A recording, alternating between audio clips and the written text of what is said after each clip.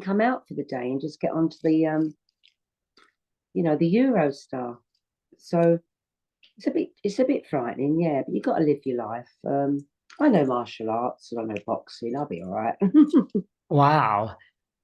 How much of, because your music was everywhere, it was great, like how much of you personally was that public image, like the lingerie and the sexy dancing and the sex, like, were you like, or was it like, I'm home and I love being home and I just want to stay in my sweats. And now, like your mom says, it's time to become that public image. Like, was there a big divide or was it Well, almost the well, same? yeah, I know many famous people, and they don't switch off.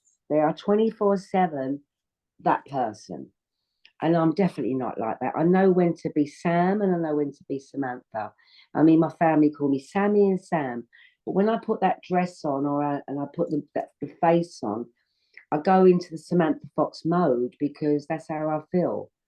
Um, there is no pretense when I'm on stage because I love to be natural. I don't go, oh, tonight I'm going to do this and I'm going to do that. The choreography, more or less, is the same. Sometimes I do a big choreography and I go on for the tangent all on my own. With the band, I'm like that. I run around a lot. I jump off risers. Um, I kind of go into the audience. I like to have a tea walk, a catwalk, so I can be involved more with the audience. I think that's so important. And when I can see people's eyes, it makes me perform a lot better when I see that happiness, But it is kind of no, I know when to switch off, and I think you have to. You can't live and breathe Samantha Fox 24/7. It's just when I'm home, like now, I just have a little t shirt on the bottoms. I've actually today got my PJs on. Why not? And a pair of slippers. I'm so sexy. It's great being at home. Trust me. I love I it. love I love it too. I do. I think as you get older, oh, I don't know, like to say it, but you really, really love home. And I don't know, I don't want to be at home all the time. I love to go out, but I also, because I go away a lot, I love to come home. And that's when it all kind of stops. We don't talk about my career. Um, if I've got to learn a song, I go off on my own into another room and I learn it. I don't involve Linda too much. The only involvement with Linda is that I trust her implicitly because I love her so much. I'll put some outfits on and she's very truthful. Oh, no, Sam, no, try this, try that. And I love to have that help. Yeah. But when I'm learning my song or I'm thinking about some sort of thing that I'm presenting, I do that alone. I can take myself off and then I come back in and I'm not talking about it. And cup of tea, darling, cup of coffee. Oh, should we have a sandwich now? It's left because I remember when I did live at home and my mum and my dad was my manager. Sometimes it's very difficult for my dad to turn off. I'd get back and it'd still be talking about stuff, my career and this and that. And that's when it's lovely to have your dad as your manager at the beginning of your career because you feel safe and you trust them and you don't want to quickly come away from that because you feel so safe and secure. But when you get into your mid-20s and stuff like that, you become into your own. And there was a time that daddy had to go, if you know what I mean, because it got far bigger than that.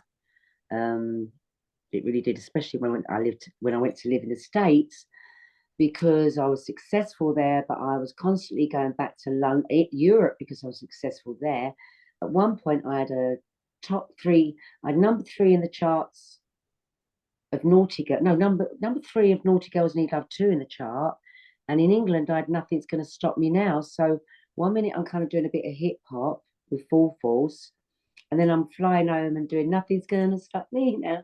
Totally different music. And so it was quite an interesting career to have both sides of the Atlantic quite into you, and to break America was all I ever dreamed about. I think most young artists do because it's such a big market.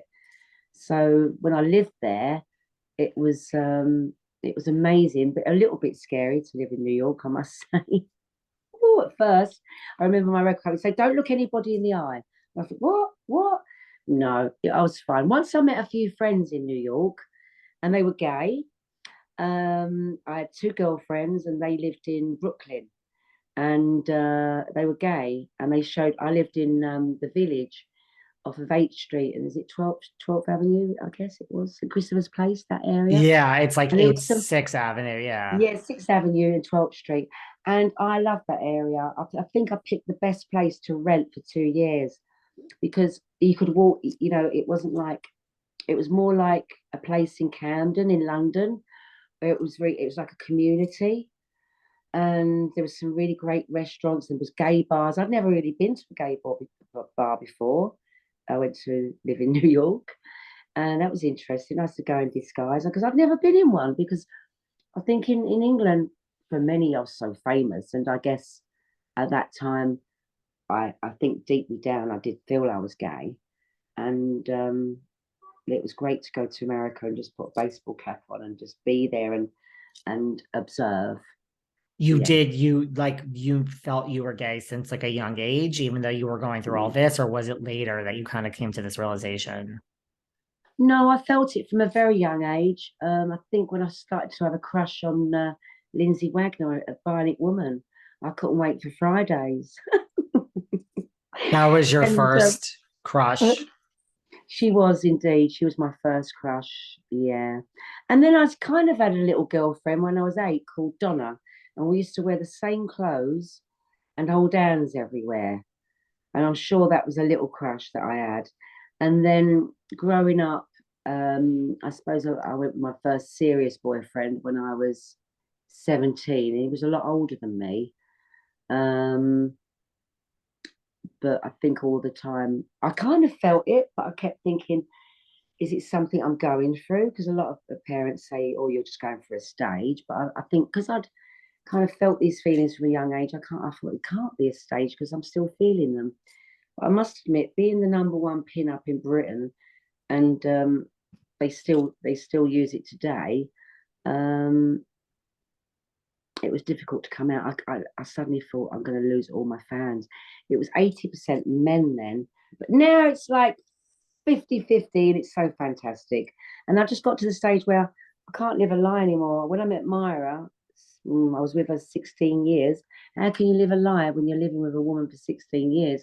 So I came out in the 90s, late 90s. So I just felt like a big weight was lifted off my shoulders. Yeah. And did you really felt like what? Like these guys that were your fans for the music, they felt they had some chance with you because you were It's not. and It's not about a chance. It's about